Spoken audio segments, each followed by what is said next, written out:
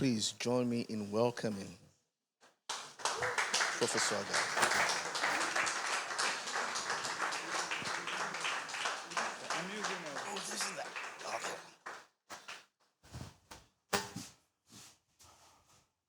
Okay, good afternoon. Please sit down and let me get on. I tried to let Professor Oluranti know that there was no reason to read all of those things because you can Google me and read them. And we need the time for our interaction, right? So, well, it's an honor to be back here at Organ House, Mountaintop University, for another symposium on the magnificent and indispensable music of our continent. I would like once again to salute the Chancellor, Professor Daniel Olukoya, for his continuing support of our collective work as musicians and scholars. I would also like to acknowledge the Vice Chancellor, Professor Elijah Ayolabi. We met him last year, and he was here yesterday actually. Professor Victor Chukwu, Dean of Humanities, the head of department here, Dr. Bayo Oyemi, and the convener of this event, Dr. Oladele Ayorinde, together with his team. These are the names that appear on the poster, by the way. So, last year's event was built around the 30th anniversary of my colleague, Professor Bode Omojola's book on Nigerian art music, with an introductory study of Ghanaian art music. People forget the other part of the title, but don't forget it. We love him in Ghana because of that. Yeah. This year's has been motivated in part by my own book representing African music, Postcolonial Notes, Queries, Positions, which you all have kindly been reading as part of your reading group and series. I'm grateful for the attention you've given to this book. I will have more to say about issues of representation on the session on Friday. This morning, or is it afternoon now? However, I've chosen to speak on a slightly different subject, on edginess, marginality, and border crossing in African music. So let me first tell you something about how this paper came about. In other words, the origins of the paper. So, as the American youth like to say, sometime last October, I received an invitation from organizers of a conference entitled Music on the Edge. And this is what they said, I'm quoting. We want to invite speakers discussing such ideas as music across borders, how forms of music notation engage with peripheries, and edgy music, end of quote. I was intrigued by this. What is an edge? What counts as edgy music, with or without the scare quotes? Whose borders are we talking about? Which margins determine how we proceed? And as for forms of notation, might they also include oral notations alongside the usual written ones? Anyway, I had a lot of questions, but I agreed to give the talk. And as I started working on it, I quickly realized that the topic is simply too large for one person, too large for one conference. So I settled on 3 keywords to guide my reflections: edgy, marginal, and border crossing. I believe that these words embody pertinent problematics prominent in our time. And although their semantic fields and connotations are complexly constituted, their shared thread, which includes a knowing at limits, is of great contemporary relevance. So my goal in this talk is to think things through once again in terms of this trio of terms. Be assured, though, that I come not with a new theory, but simply with ideas, questions, and suggestions, many of them prompted by listening to specific pieces of African music representing different genres. My approach will be to have us listen to brief excerpts of longer performances. It's a dangerous time to be giving a talk like this, which involves listening, because you just had lunch, and half of you have already fallen asleep anyway. But my approach will be to have us listen to brief excerpts from longer performances and to suggest how one or two of their qualities might be mobilized to further an understanding of those terms: edginess, marginality, and border crossing. Now, a consequence of this retreat from trying to be comprehensive is that some of my arguments may appear fragmentary or incomplete, or, God forbid, even incoherent. But we will have time for the rest of this week to sort out these things. So the paper is in 4 parts. The first part is on edginess. Second part is where is the center, as in center and margin, right? The third is margins of tolerance. And then the fourth is border crossing. And I'll announce this as I go along. Yeah. Okay, so I begin with part 1, edginess. What is edginess in music? If we take edginess to refer to a cluster of attributes, foremost among them the pushing against boundaries, conventions, and enclosures using a variety of technical means, then several African repertoires may be considered edgy, whether their creators are motivated by rebellion or by the desire to experiment and innovate, or whether authorial stances are authentic and sincere or merely performative. These will all have to be determined on a case-by-case basis. I have 4 examples. Here's the first one: a vibrating leaf, a luvimbi, from a field recording made by Gerhard Kubik in Angola. And this is what that sounds like.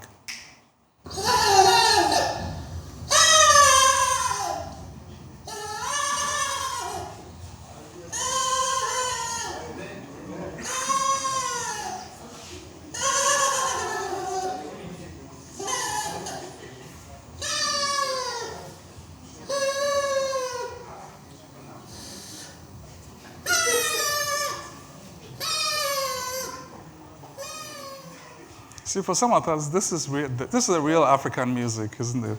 Yeah. So what might encourage a hearing of this work as edgy? Well, the instrument itself, and I deliberately didn't give you an image of this because I wanted you to imagine what this is. But the instrument itself is an outlier. It's delicate and temporary because it has a short shelf life. I still haven't told you what it is. And the method of playing, which involves, now here comes the instrument, holding a leaf against the lips and blowing to produce sound through vibration, suggests that the production processes may be more important than the eventual sonic trace. The traces themselves do not seem to follow a script. Constituent gestures are not driven by any sort of teleological imperative. What we have instead is a series of exertions, moments, nows. The refusal to follow convention is sometimes a sign of edginess. A second example.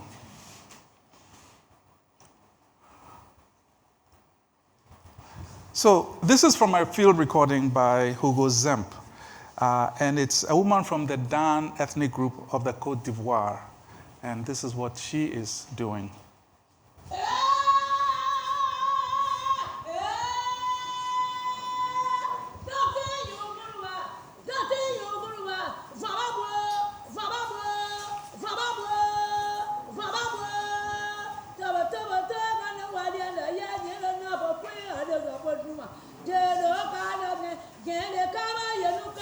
Okay, so she's singing in a language, in the Dan language. I don't know this language, but the modes of articulation and enunciation are familiar to me, and I suspect to many of you, from other West African linguistic practices. Shouts, exclamations, repeated song words, and a mode of delivery redolent of improvisation.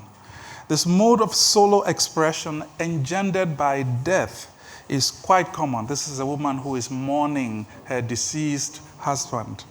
The genre itself encourages unbridled expression. Performances typically incline towards an edge, eliciting descriptive language that conveys excess, extremity, intensity, maximality. I was told you guys like polysyllables, so I put a few in for your benefit. I wonder how many of you heard the intensity in her voice and perhaps even felt some empathy with the bereaved singer. Now, Hugo Zemp, who recorded this music, doesn't tell us the singer's name, but he does identify her as a professional zole, a woman who performs culturally sanctioned excisions on little girls' genitalia, a practice sometimes called female circumcision or female genital mutilation. Those are all very charged terms. So do we hear this performance differently now that we know what abhorrent acts the singer is professionally engaged in? So reception is always a tricky business. I'm going to be leaving gaps in my argument like this because I want to see how you're reacting to these. Okay, so here's a third example. These are mercifully short. So Whispering Inanga, this is from Burundi. It's from a recording made by Cornelia Fales. Now, Whispering Inanga refers to a specific performance and recording of the inanga, which is a bow harp, characterized by a unique vocal style where the performer sings in a whispery or breathy voice. And so I'll just play you a little bit of this.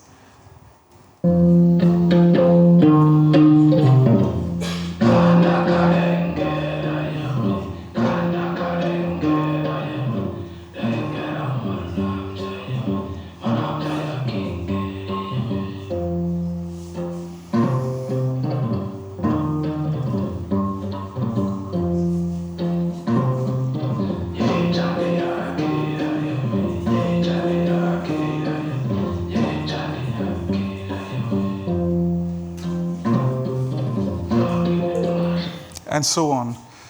So dare one describe these vocal sounds, subjectively of course, as eerie.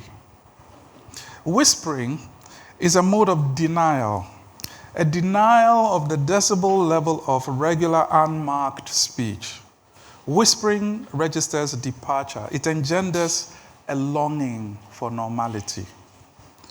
So even though the singer follows a poetic scansion, da da da da da da da da da. Use some regularity there. Even though the instrument and voice are in aspirational pitch class and rhythmic alignment, the vocal performance as a whole lies at an expressive distance from ordinary speech on one hand and from well-formed singing on the other hand. The underlying aura of impairment is here put to creative use. I'm going to offer this piece to one of my colleagues who is one of the leading scholars of so-called disability studies. So understood here as a compound quality with components, expressive trajectories strategically misaligned, this performance that you just heard displays a sense of edginess finally because of the impossible effort to enunciate silence, to achieve a timbre that lies at the limit of vocal production. Here is an especially clear example of the indexical quality, I think, of African performance. Okay, so these three examples feature born-in-the-tradition performers from Angola, the Côte d'Ivoire, and Burundi. But let us push further towards the edge by considering a European example, from Germany, no less. Danse Africaine is the final movement of Jörg Widmann's solo clarinet cycle titled Drei Schattentänze, Three Shadow Dances. This was a work composed in 2013, and it's a work notable for its use of extended techniques. It started.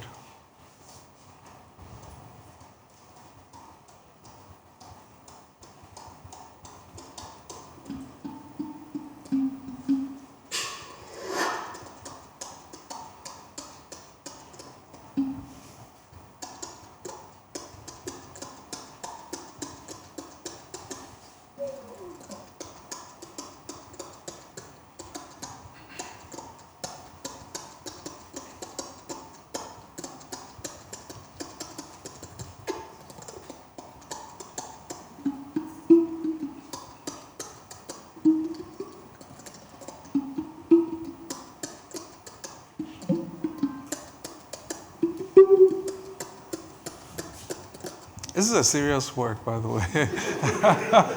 You may not think so. So we are already at an edge with this deployment of a wind instrument, the clarinet, as a percussion instrument, touching the keys loudly and rapidly to indicate a sonic and rhythmic presence rather than to affirm a conventional timbre seems to be part of the point here. Now, as with the previous example, the edge here is glimpsed through the barely audible. And I noticed some of you were straining to hear. Of course, if you saw this in performance, it would be a little different. But the question I wish to ask of our German composer is this: what makes this expression of edginess a specifically African dance? The work is called Danse Africaine. So what makes this a specifically African dance? So in the absence of an acknowledged ethnographic or historical source, we would have to attribute the Africa referenced here to the composer's imagination. So let us listen to the events choreographed by this act of imagining and speculate on their meaning. And I'm afraid I'm going to torture you further by having you listen to one more minute of this. Sorry, that's prejudicial, isn't it? Torture you further. I'll have you listen to one more minute of this work. And let me just tell you what's coming. So first, as I mentioned, the barely sounded is enlisted in the creation of like a groove. Then you will hear, about 30 seconds later, two loud and unexpected sounds. One that attempts to exceed the clarinet's well-formed sonic space. Another that affirms that space. Then the groove will be reactivated for another 30 seconds or so. And finally, an even louder and gruffer sequence of articulations made more poignant by the inclusion of a screaming human voice. And with that, the piece comes to a close. So I'm continuing.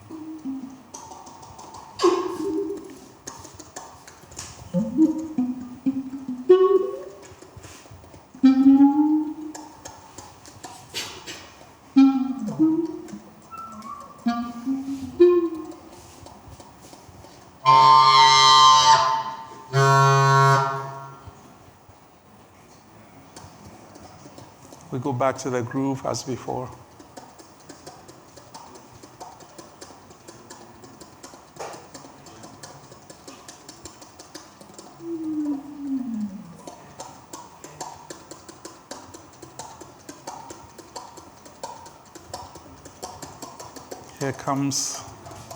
Here comes the human voice. I just warn you.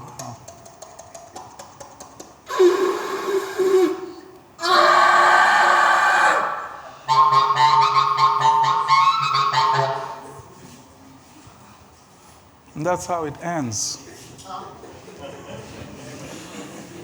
So for one listener from Germany who was actually kind enough to send me this work, the image of Africa is not a flattering one. Instrumental and vocal screams, introduced inconsequentially, portray primitiveness, perhaps even a human sacrifice. That was my colleague's view.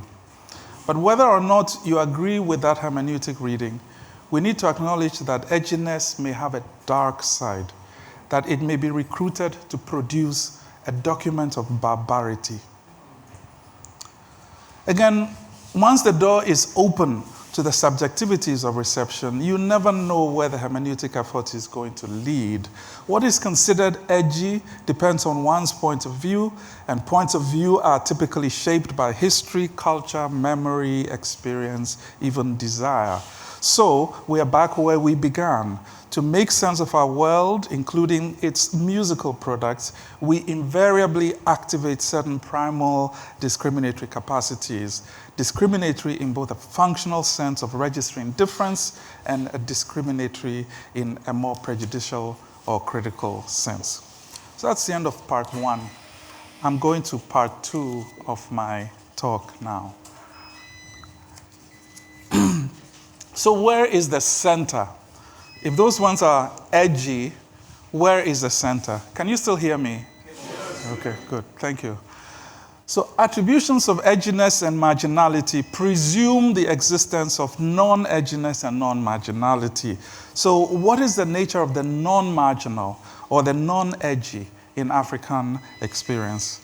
Again, this is an impossibly broad question, given the widely acknowledged size and diversity of the continent, but we cannot turn back at this point. So let me put forward an idea for your consideration. Let us say that the non-marginal in traditional African repertoire typically inscribes a primal togetherness grounded in the belief, this was talked about yesterday, that I am because we are. Ubuntu, yeah, thank you. One manifestation of that belief is groove, which imposes a shared tactus on participants, sometimes externalized, sometimes not, but always already a sign of widely acknowledged communal ethos endemic to many African communities. So here are two examples, this will hopefully be reassuring for you, of the non-marginal. The first one is the Southern Ebe dance, and the second one is Fela Nicola Pokuti's Yellow Fever. So let me have you just hear a little bit of the Southern Ebe dance.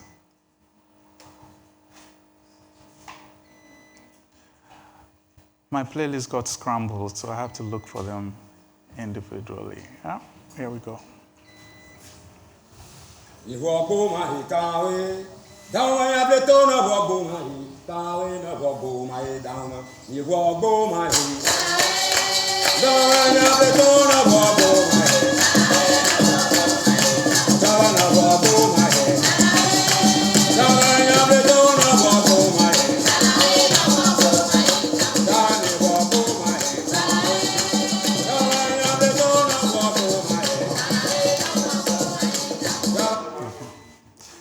I see you're in your element here.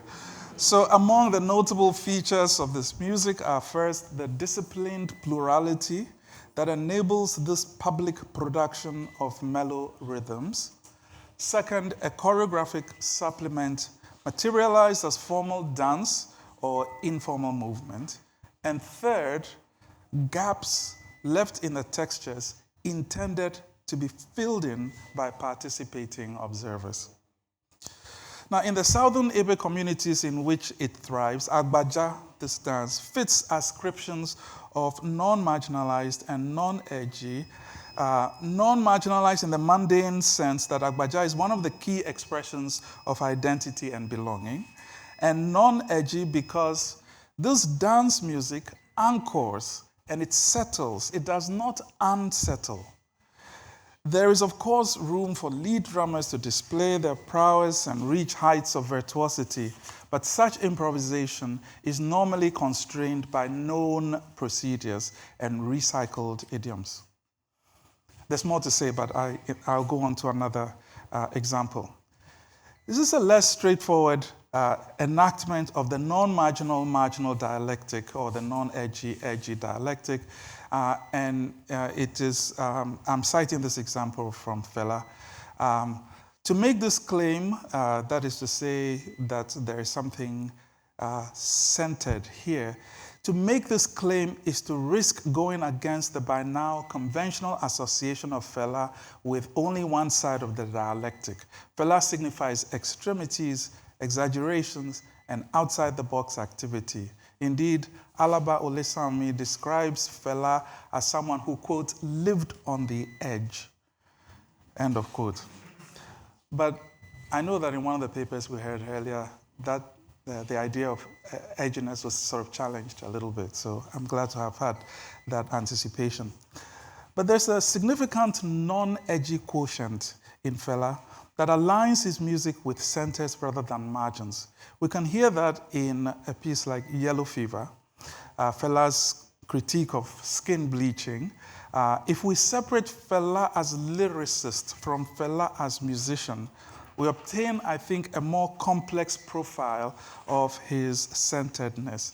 And you all know Yellow Fever, right? So maybe I don't need to play that. It will just make you happy. But so Elements of edginess come into play in Yellow Fever as provocation through the use of uncensored language. For example, enumerating the many things wrong with skin bleaching, Fela says, and forgive me, this is his words, stupid thing, yeah thing, fucking thing, ugly thing. And similarly, when he itemizes things that could happen to a woman who bleaches her skin and turns yellow in the process, he says, original catch you, your eye go yellow, your nyash go yellow, your face go yellow, and so on. You're all familiar with that. So it's not hard to find instances of edginess in Fela's lyrics. Yeah. Musically, however, the picture is perhaps less one-sided. On one hand, the edge is audible in Fela's famously long preludial grooves dedicated to motivic play. The unhurried stance here only tries the patience of listeners who come to Fela expecting disclosures or revelations, however. On the other hand, acculturated listeners experience community-creating grooves as invitations to join in. Grooves are necessary for creating a feeling of community. They are decidedly non-edgy, and we are further centered in Fela's tonal/modal world because of its pentatonic underpinnings. A double authenticity, I have called it elsewhere, stemming from indigenous Yoruba tone system on the one hand, and the black keys of Fela's keyboard on the other. I know they are not identical pentatonics, but there is enough affinity there, and this is why I called it a double authenticity. So all told, Fela's music is a paradoxical music that features antithetical qualities. Without the centering elements, his music would not have half the appeal that it has. And yet, the superstructural dimension of this music is so saturated with gestures of disenclosure that it glories, if you like, in the edgy. Therefore, center and margin reside in the same place. I'm just really saying something that others have said using different languages about creative tension, productive tension, and so on. Okay, so both the Agbaja performance and Fela's Yellow Fever that I've cited in answering the question, where is the center, invite entrainment. Okay, which, of course, includes participation, or at least identification with. By contrast, the four examples we listened to at the start of my lecture, remember the vibrating leaf, the circumciser's song of mourning, the whispering inanga, and Vidman's African dance, these ones do not invite entrainment. They ace their edginess test by granting us no room to put our feet. Okay, I go to the third part. Cheer up, I'm coming to the end. We go to the third part of my talk now, and that is margins of tolerance. So I want to approach the question of marginality in an indirect way. So I begin this with an anecdote. Many years ago, while teaching a class in musicianship, I decided that rather than use recordings for dictation exercises, I would sing some Eve songs for my students to write down. I wasn't trying to be funny. I thought it would be better to sing the song. So I would, for example, sing an Eve song, Nunyo Wala No Wekaba. Doers of good things should hurry up and do them. If you're going to do a good thing, hurry up and do it. And so they'll say people are going to marry good wives, people who are going to farm good farms. And at the end, they'll say those who are in the business of making coffins to bury their dead, they should also hurry up and do their thing. So you get that hyena-like twist at the end. But anyway, so in class, I would do, Nunyo wala no wekaba, nunyo wala no wekaba, megbo didiape igbe. And then I would pause while the students were trying to write this down. I should do that with you. Then I would do it again. Nunyo wala no wekaba, nunyo wala no wekaba, megbo didiape igbe. Then I would pause long enough for them to be able to write down their crotchets and whatever it is. And I would do it one more time. Nunyo wala no wekaba, nunyo wala no wekaba, megbo didiape igbe. Well, I noticed that the students were getting restless and frustrated with each rendition. Finally, one of them broke the news to me. She said, "Sir, you are not singing in tune."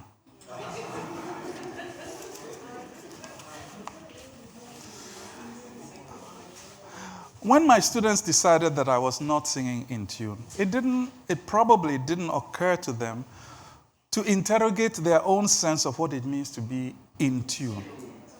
If, for example, you are imprisoned in equal temperament, shouldn't you seek redemption rather than assume that anything that did not conform to your temperament was a sign of being out of tune?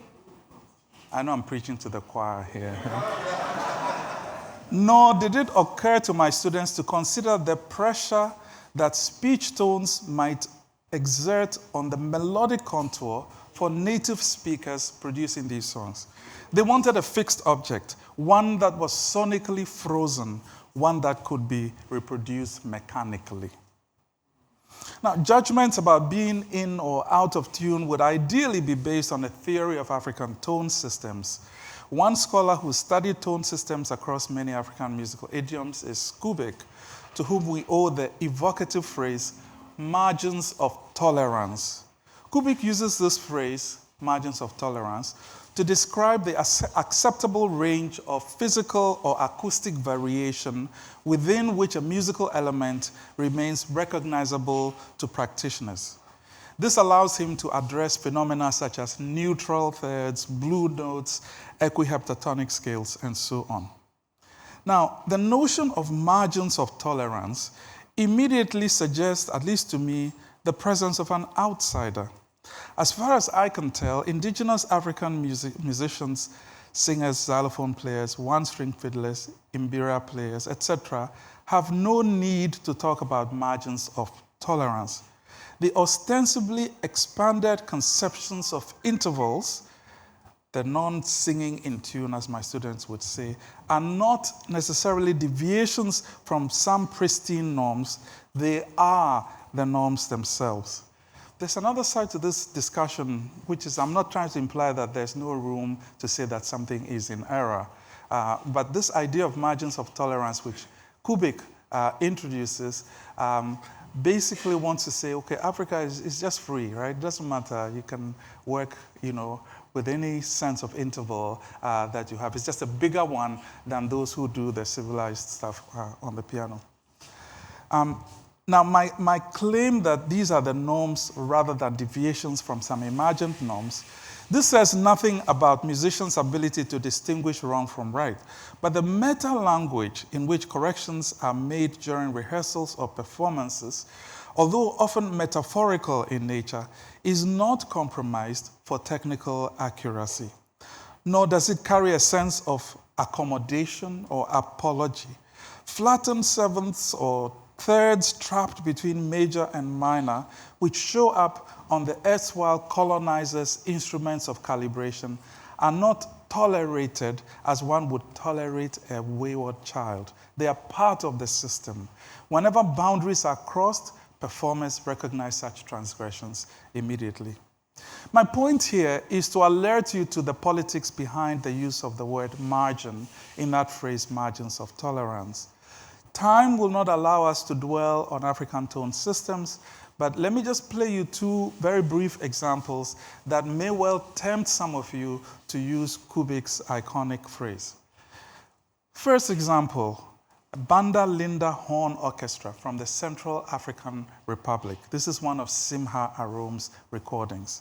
Now, I will play this to you, but I'm just going to prejudice you by telling you that this is the out-of-tune version. It will come out with this pentatonic scale. And so on, it goes down 2 more octaves. So that's the out-of-tune one, out-of-tune in quote marks. But here's the one that's really in tune.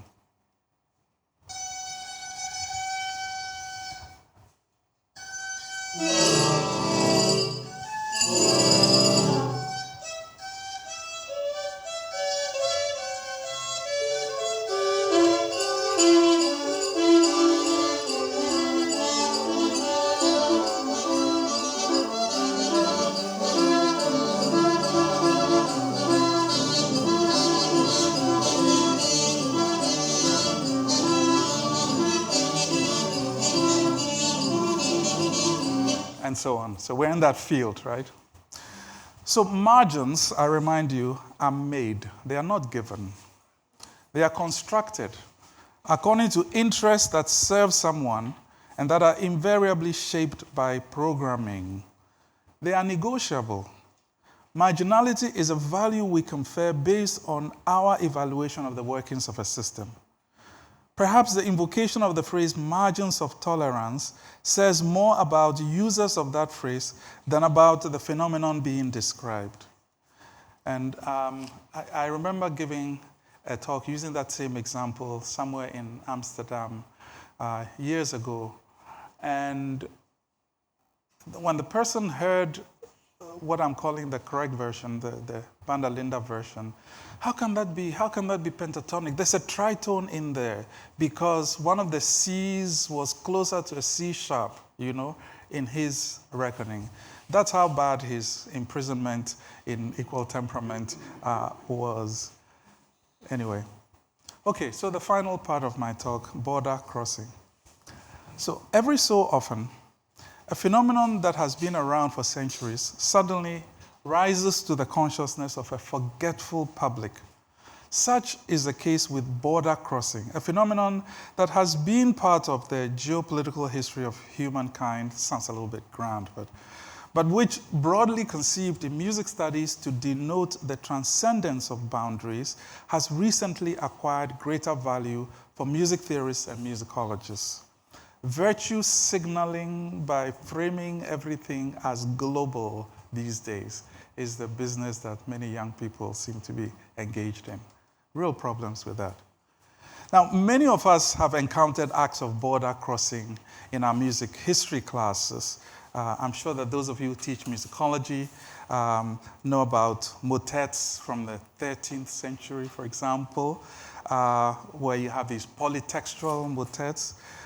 Or you know about 18th, 19th century uses of topoi of different stylistic origin. Or you know about operas that are written under various nationalistic imperatives. Or you know about creative production in the wake of the nightmare we know as colonialism. It is this last category that I wish to bring into our discussion of border crossing, not merely to affirm its existence, but to remind us of the constructed nature of borders. So, by definition, this has to be the thousandth definition of art music that we've heard already in a day and a half, and it'll grow to 10,000 maybe. So, by definition, African art music is a repertoire originating in the 19th century, born of the twin forces of missionization and colonization, and is hybrid at the core. And we just heard a talk about hybridity. The border between things African and things European may seem firm at first. So you would say European instruments like the piano, the harmonium, the organ, and European functional harmony, authentic cadences, 4/3 suspensions, and so on, that these then come into contact with an African rhythmic sensibility, polyrhythm, 3/2, the usual things that we talk about. That seems to be a kind of conventional way of thinking about this repertoire, right? The African stuff, the European stuff. The dichotomy is fragile, however, because interacting musical elements do not always lend themselves to neat binary categorization. If you use repetitive structures, for example, to generate content, the results may be characterized as minimalistic, right? If you're just doing the same thing over and over again, you say, well, this is a brand of minimalism. But to whose minimalism does your work belong? European minimalism or African minimalism? And what of, just to choose one example, Ugandan composer Justinian Tamusuza, who mixes knowledge of his indigenous repertoire, including its African minimalistic principles, with some acquaintance with the music of his South African teacher, composer Kevin Volans, whose own brand of minimalism is owing in part to African repertoires like the choppy xylophone music, and in part to the American minimalism of Steve Reich and others. Where do we draw the lines among minimalisms?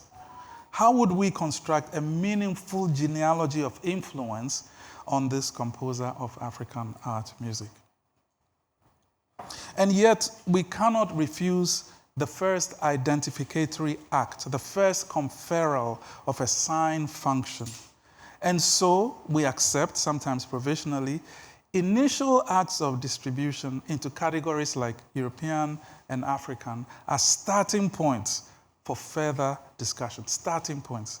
Along the way, we suppress the effects of time passing on the stability of our categories, or we erase those parts of those histories that we don't like or that we find inconvenient, and we uphold a foundational West versus non-West binary as an analytical primitive.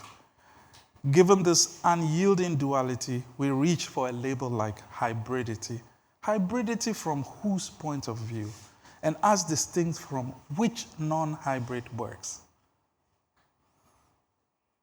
Hybridity may be a comforting concept, one that allows you to have it both ways. You can claim constitutive dualities that therefore free you from choosing between competing inputs or assigning a dominant.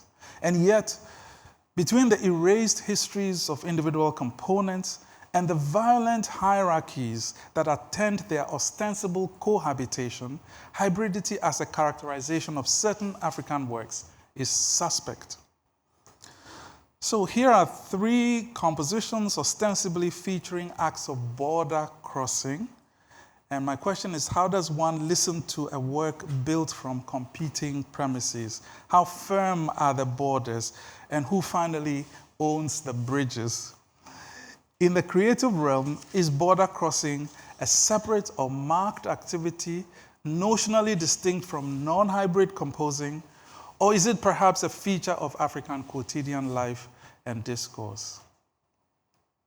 I was at this point going to play you, or maybe I will, because I don't think all of you were there. I'm going back to a work. This one is written by an American composer using an African folk tune, and I wrote a little bit about it in the collection of essays that Bode and his colleagues recently edited in honor of Akinyuba. So but I don't think you were all at the Akinyuba event, whenever that was. So I will have you hear it. Okay. So let me start with the folk source. This is what the composer Anthony Brandt came into contact with. A little lament in their powerful language that says, "Owurame boy lukpi kutuka, katuame boy lukpi kutuka, mego mezu popone, ndasi mraso." So the river creature, Owurame boy lukpi kutuka, died of thirst. This is a creature that's living in the water, and it died of thirst. Katuame boy lukpi kutuka. Katu, you see, there are powerful people, and one of them, they're clever, because they make a distinction between Owure as the river and Katu as the domesticized part of the river where we fetch water. It's not everywhere that you go and fetch the water. There are places that you go. That is Katu, Owure and Katu. Then, Mbengo Mezu Popone, Ndasi Mraso, I who am sitting on the bank of the river, what should I do with myself? In fact, in American language, you would say, what the hell should I be doing? Given that the creature that's in the water has died of thirst, then there's no hope for me. Here's the lament itself, as it is sung. I'm sure it's one of my relatives, but they won't disclose that.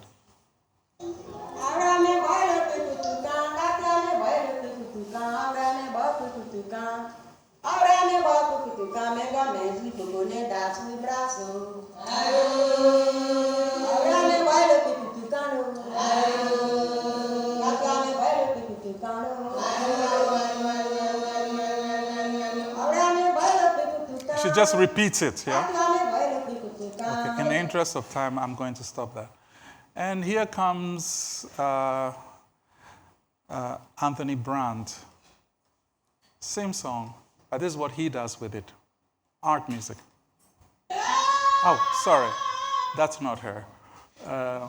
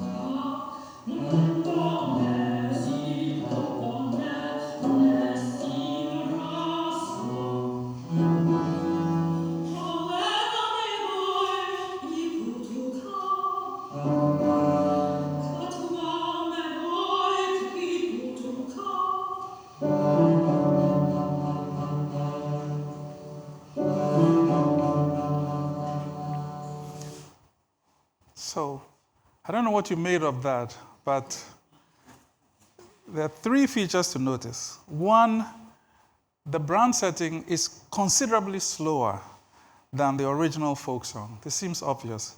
But what it does is engenders a discussion of the politics of tempo and tempo assignment. If you want to give the impression that what you're doing is profound, slow it down. Second, the singer in this case affects a trained manner, trained in quote marks. Yeah, trained, oh, boy, look, you know. Some people laugh at that, by the way, but trained in a Western sense, that is singing with a studied vocal quality designed to mirror the constructedness of this mode of singing.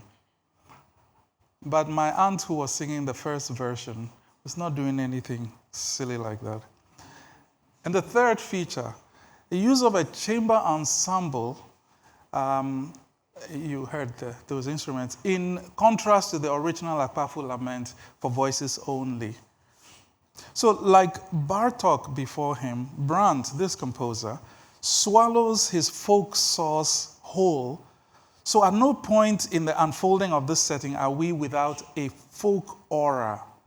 But the surrounding textures and embroidery are at once separate, as when the individual instrumental timbres are showcased, and integrated, as when an instrument like the dono enters the folk melody, or when the ensemble elaborates on textual meanings.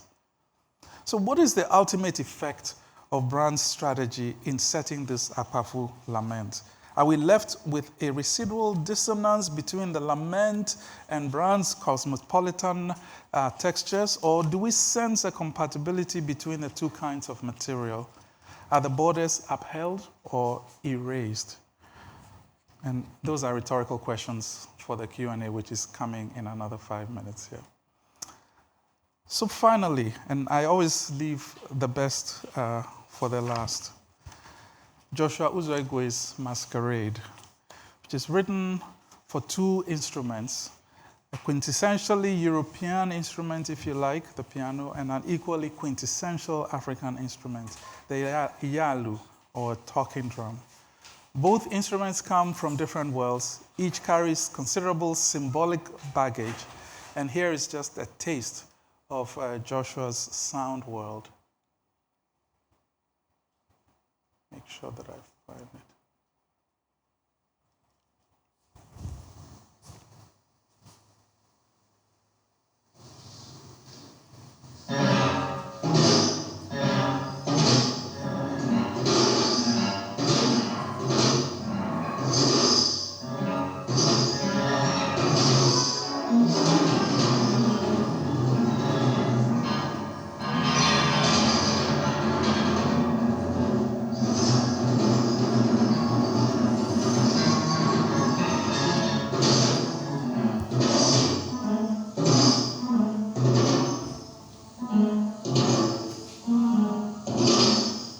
and so on. You can tell what's going on with that responsorial business. So Uzoegue's goal here is to make the piano speak in the same way as the Yalu speaks. By exchanging motivic utterances, the instruments announce both their autonomy and their mutuality.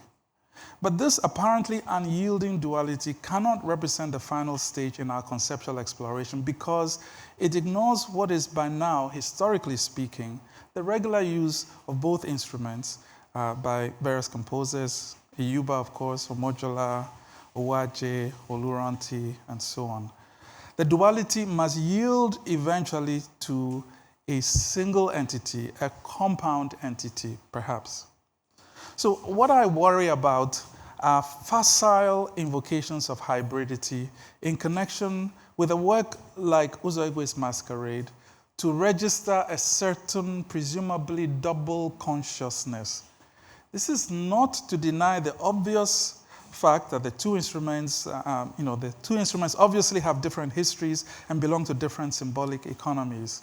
But there's surely another level at which the instruments shed the baggage of origins and become resources for the composer, sound-producing objects found in the same environment, physical environment, for the last 2 centuries. Urging interpretation to embrace this next level by erasing or at least disrupting the ostensible boundary between, in this case, the talking drum and the piano remains a task for post-colonial theory. So in short, to speak in terms of border crossing in the case of African art music is to make a choice, to reveal a pattern of prioritization, to characterize this music as a hybrid or as an art produced by border crossing, or an art powered, if you like, by border crossing, is to privilege ostensibly antithetical origins over a history of coexistence. For some composers, these borders no longer exist in hard form. That's probably controversial, but we can talk about it. So my conclusion here, I've been meditating on 3 terms in relation to various idioms of African music. Without presuming to know your thoughts about the music we have listened to, I'd like to just close by acknowledging what the exercise has done for me. It has reinforced for me the sheer value of listening, of oral engagement with African music, an engagement that apparently still needs to be argued for. It is surprising to me how often one has to say, yes, African music too should be listened to. So that's one. The exercise has also reminded me of the indexical value of things normally considered edgy, marginal, or born of border crossing. As coarse as they may be, these terms continue to reinforce the fact that all our categories are constructed, that there is a politics to every act of designation, and that as windows onto certain realities, these terms may reveal dark, unsavory things. For decades now, African musicology has benefited from canons, models, exemplars, etc. This is as it should be in the early phases of an emergent discipline. I believe, however, that we have dwelt long enough in this phase and are ready to enter a new phase in which notions of edge, notions of margin, and notions of border crossing, together with their rich entailments, migrate to the centers of our discourses. Thank you.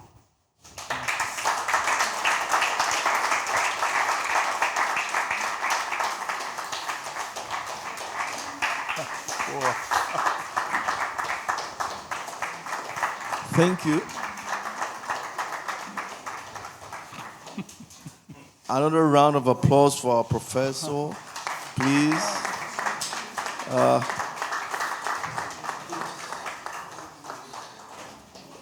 Now, we get to that interesting section where it can interrogate the thoughts of our prof on the issues he has placed before us today.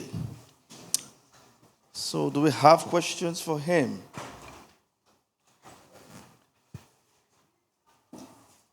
Questions in the house and online? Questions? Go on, please, Dr. Ayoride. Thanks so much, Prof. Thanks for the presentation. My question is this. Your conception of edginess, borderline, and marginality, well, as you explained, they also allude to another important conversation around, which is the notion of thought space, incompleteness. You know, it's quite fascinating to see the way you conceptualize the samples you gave, the classical tonal system and the Agbaja, and according to you, the one of Agbaja is the one in tune. Why the one? So the point is, it's like inversion of idea now. Like, yeah, to use your word again, we are colonized into that temperament, one forms of temperament. So according to you, we have temperaments. That is many ways of hearing. Then my question is, can we then put all these ideas together and put them under the concept of incompleteness? I am borrowing from the works of Amos Tutuola, the Yoruba novelist and philosopher, who explains that this life itself, we are composite nature, so we can see many things from different sides. And he does that through his Yoruba cosmology, trying to philosophize dreams and everything.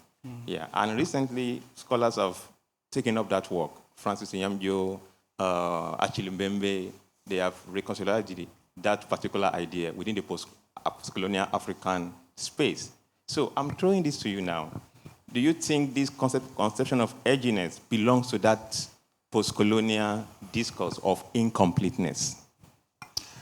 I thought there would be somebody like this in the room who would say, this reminds me of this and reminds me of that. So I'm glad that you know. I have not myself thought in terms of all the possible intersections of these three words. Remember, I was just trying to be a good student when the Yale students said, can you come to our conference and address this question of edginess? And since I didn't quite, have control over the terms, I thought I would take the things that I knew, the musics that I know, and think them through these categories. I have no doubt that the way I've approached this may take different terms and be subject to different ways of conceptualization. So I'm very much with you if you want to think in terms of, incompleteness, that is fine. What I would like to emphasize, though, is that taking my cues from the music itself, for me, remains a priority. And even though I was handed a set of terms, I wanted to go back to the music and listen to it and see what the music says to me.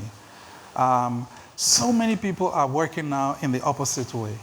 There's some fancy thing from Bourdieu, so that's the one we're going to use, or from Alain Ricard or something. Well, keep doing that. Maybe you'll get tenure as a result. But it shortchanges us because there's a tremendous resource that we have in all of the African repertoires. But I often go back to the traditional repertoire. So I'm very much with Professor Omotoso here from your talk this morning. There is a richness there that we haven't tapped, So why would I take my cue from somebody who was never thinking about me in the first place, came up with their theory, and then here I am, saying that that's what I used to use to frame what I'm doing, or worse, that if my student doesn't use that thing, I'm going to fail them. The problem is as much we that transmit. I was waiting for this moment to unload. But all I'm saying is that these terms, these conceptual territories, let's be relaxed about them. They serve some purposes at a certain moment, and if they work for you, great, use them. But the way they should work for you is that, to me, they should stimulate creativity, okay? So if they're not stimulating creativity, then I don't know what good they are. And of course, some of what I'm talking about in terms of listening comes from that, the creative side. So anyway, I deviated, but that would be my reference. But I think it's worth pursuing the connections that you are hearing. Yeah. Thank you very much, Prof. Do we have? Yes, please. Good afternoon. Good afternoon, sir. Thank you for your presentation. I just want to ask, the Yoruba tribe, the Ewi, the Oriki, as well as the Rara, how do they relate to the forms of music that you presented to us? Thank you, sir.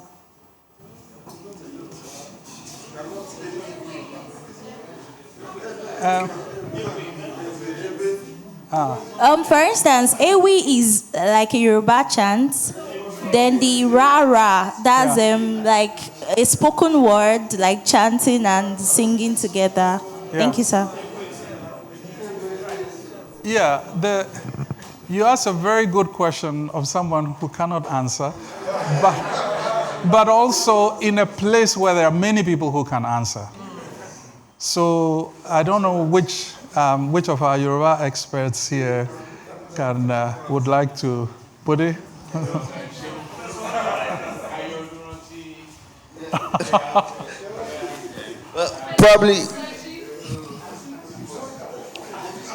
Probably I can pose a question. Oh, okay. Good afternoon.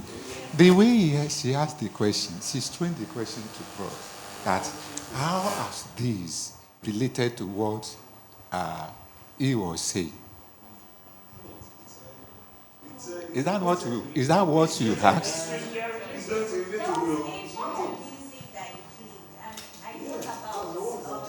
When he was playing it, you were thinking about.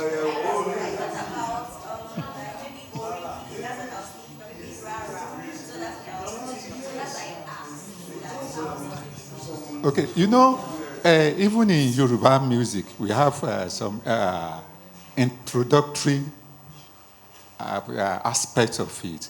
Sometimes it can come like a chant before the real music starts. Because I think about 12 days, that's what came to my mind when I was hearing it. Maybe a prof did not play more. Maybe something is coming after. I saw them as if it's just introductory, that maybe we hear something. So, in my discourse, I said, we cannot do comparison because each music is situated in a particular culture and they have a way of interpreting their own music. So that's what I concluded. All right. Hold on. Can we listen to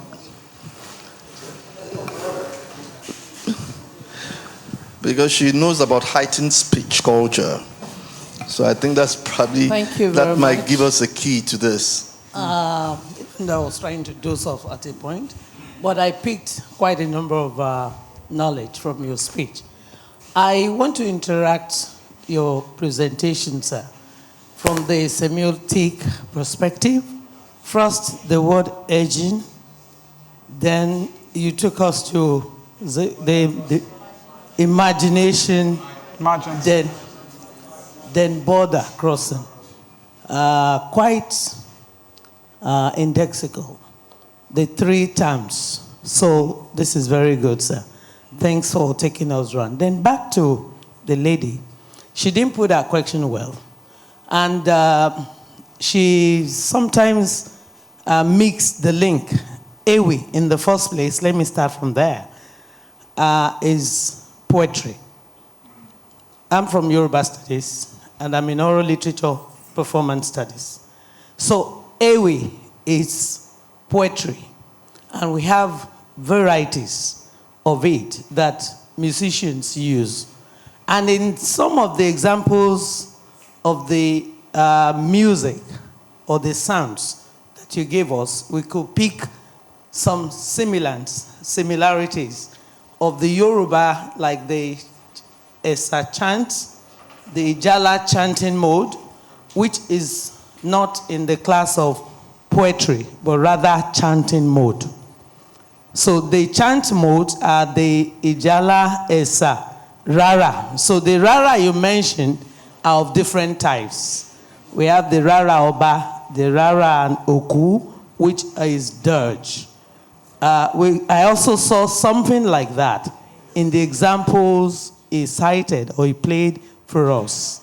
So what I will just end with is that every culture, like he rightly said, has its own templates. And this is African knowledge, music, and arts. There is tendency to have similar templates that we can pick. But just the nomenclature we give them may not be same. Mm-hmm. What the Ghanaians will call a particular name may sound similar to what I will give another nomenclature in Yoruba culture. Whereas, if somebody is coming from the Igbo land, may not name it same. But we have same sense of interpretation, sound is all what we're enjoying. Enjoying it. So lastly, I want to say I learned so much. I enjoyed the presentation. There is more for us to research. And this is why I enjoyed coming here. Last year I said I was the only one that looks alien from people who spoke. But today, or in this time, I saw quite a number of people in musicology, musicology, speaking to Yoruba, exemplifying with Yoruba music, coming back to play in most of what we're doing, especially, your name, sir? Huh? Dr. Ogo. I didn't hear you well. So his presentation and is also has a kind of point of convergence to what you actually pointed out. So there's a lot for us to work on. There should be synergy, and we're starting from there. Thank you very much.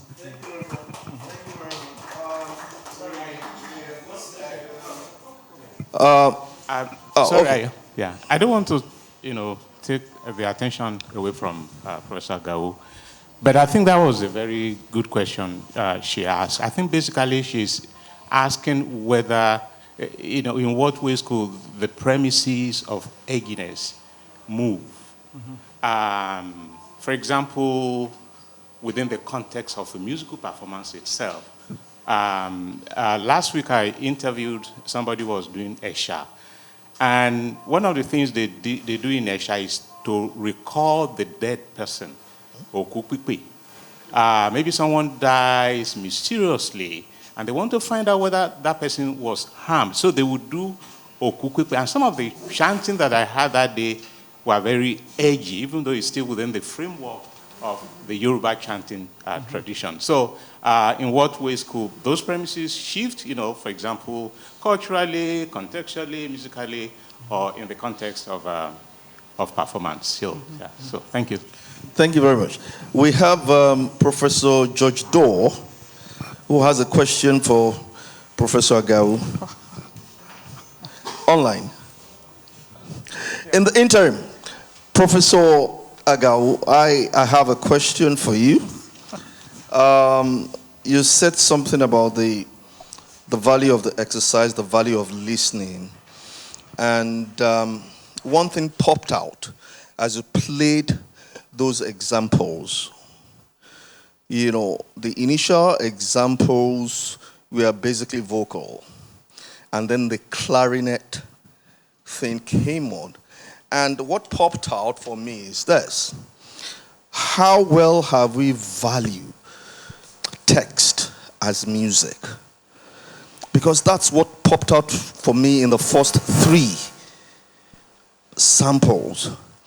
And then when we dig deeper into linguistics, Indo-European language, which has confused us, and then Niger-Congo, which African languages belong to, which makes them tonal. How well have we pushed the boundaries?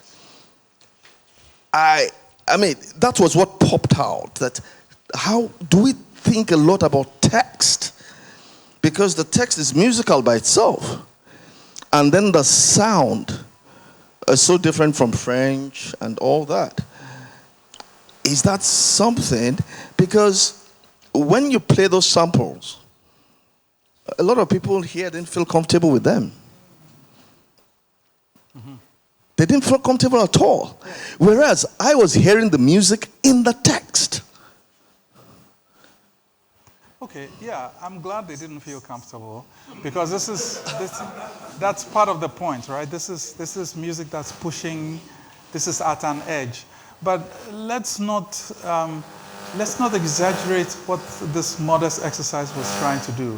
You know, when you invite me to think about edginess or what is marginal or what is crossing borders, I reach for the things in my closet, the things that are around me, you know, as a first step in exploration. And one of the nice things about being with a group such as this is that people know other repertoires that I will never know. So part of what we're trying to do is to communally build this knowledge base by saying, yes, in my village we also have something like that. You know, it sounds like this, but then the interpretation is a little different from yours. That is the mutuality that we need to continue to support as scholars, you know, instead of waiting for someone to export a term to us, and then we're all rushing around trying to find the definition that will allow us to control other people, you know. So I quite hear what you're saying. I mean, I don't know the Dan language, right? But that Zole, you know, performance was very striking to me. Now, it may be that, you know, if we talk to people from the group, they will say, oh, there's nothing edgy about this. This is how we express ourselves, you know, there's no... And then we revise your premise. But engage, we have to engage.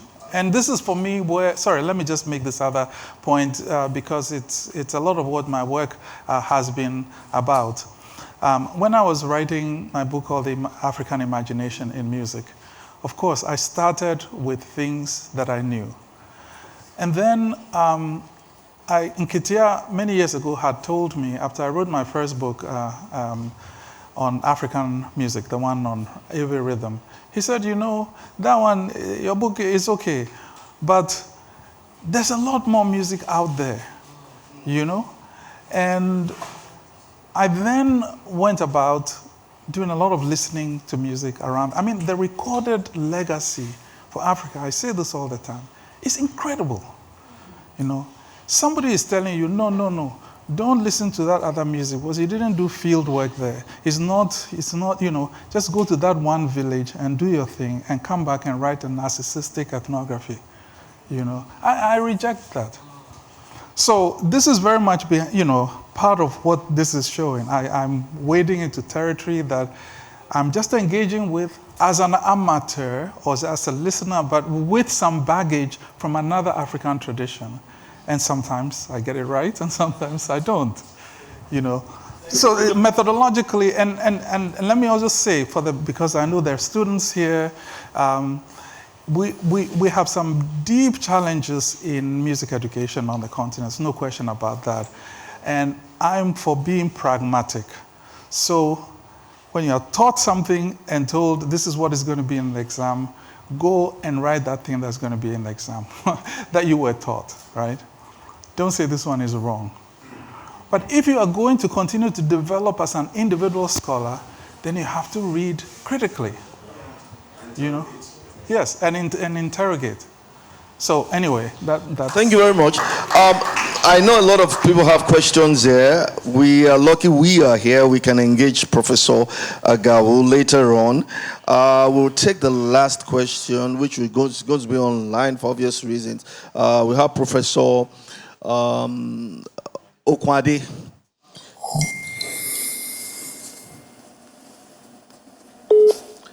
Please, Professor Okwade, go ahead. Well, thank you. I think I'm on video now. Yes, sir. Thank you, sir. Thank you, Professor Agawu, for that again and again. And I also acknowledge the last presence there. Well, I just want us to quickly go into this, maybe this conversation. You have talked about African art music, and which all of us know as a product of colonization and missionization, as you put it there. But my conversation on this is this, or my thought on this, that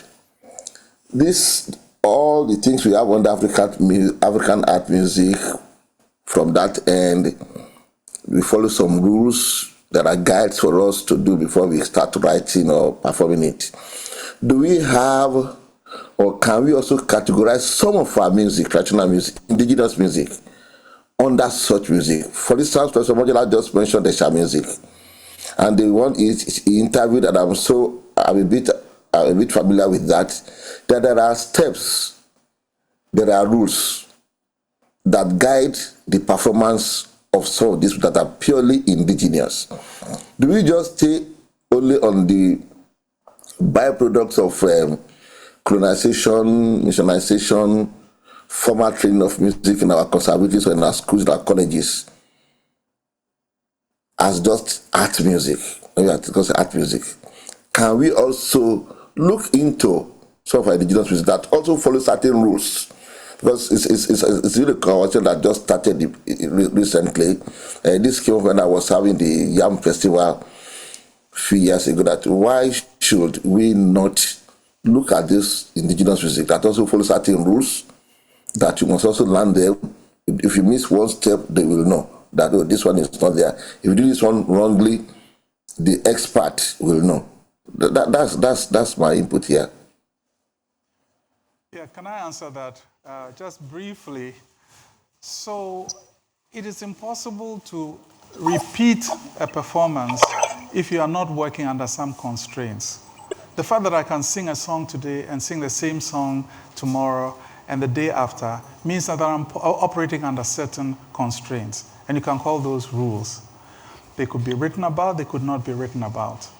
But the question doesn't even arise if you have a tradition which has acts that are repeated. Clearly, they are under certain constraints. Some people have nothing else to do, so they spend their time writing down rules. Others enact those rules in performance. You know? So this is one of those just distractions. It's a distraction. I think it comes with colonial knowledge production and so on, where it's as if people who are, Black King understood this very well. These things are enacted in performance. Now, if you want to sit back and be writing down those rules, and that's okay, but to even suspect for a moment that a decades-old or a centuries-old tradition that is being enacted somehow is just being done, What does Jones say? He says, Africans have no theory to talk about. It just bubbles out of them, It's a distraction. So we shouldn't. But let me just say something about this question of one of the subtle ways in which we know the existence of rules. And I gave this anecdote in representing African music, and I'll just repeat it here. So when people are performing and something goes wrong, listen to the meta-language with which corrections are made. So if a bell player is somehow, something goes wrong, and you want to tell the bell player that you are off, but listen to the language itself. And the specific example that I gave was one of these Akpafu dirges. This is in my book, Representing African Music. in which there are women singing a dirge. They don't rehearse anyway. They just, they come to the funeral and then they perform, right? But they know what is right and wrong. And they're performing, and some people are, we would say, ahead of others. So they were not in temporal synchronicity.